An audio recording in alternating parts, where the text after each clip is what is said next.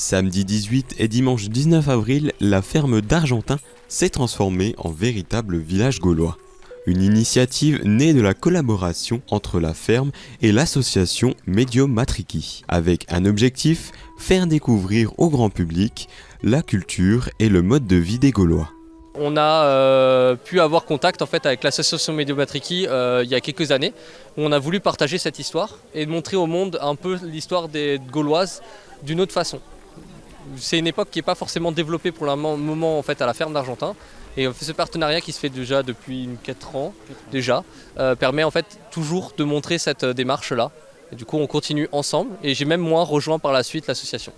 Tout au long du week-end, les visiteurs ont pu plonger dans l'histoire, notamment à travers un banquet gaulois, fidèle à ce qui pouvait se faire à l'époque. Aujourd'hui on va célébrer un mariage et cette spécialité et ce banquet va clôturer en fait ce mariage par un bon banquet autour d'un feu et profiter avec tout le village d'un bon repas.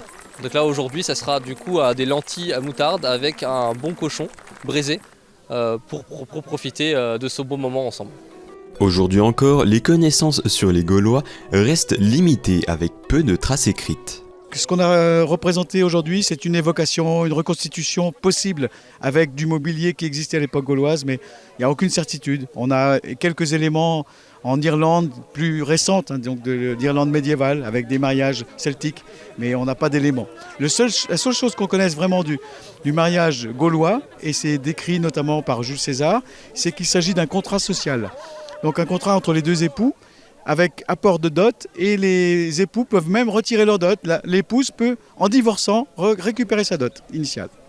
Un partenariat qui séduit autant les organisateurs que les visiteurs, et qui devrait se poursuivre dans les années à venir avec de nouveaux projets déjà en préparation. On est dans un cadre magnifique ici, on adore vraiment revenir tous les ans, on n'est pas très loin, hein.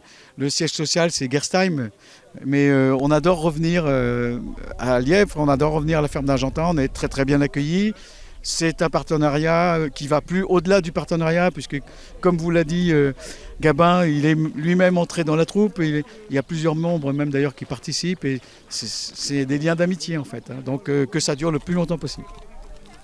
Et on espère pouvoir même agrandir cet événement autour des médios, inviter des troupes amies aux Médio-Matriki et pourquoi pas construire un village d'ici les 10 prochaines années, le village des Médio-Matriki à la ferme d'Argentin.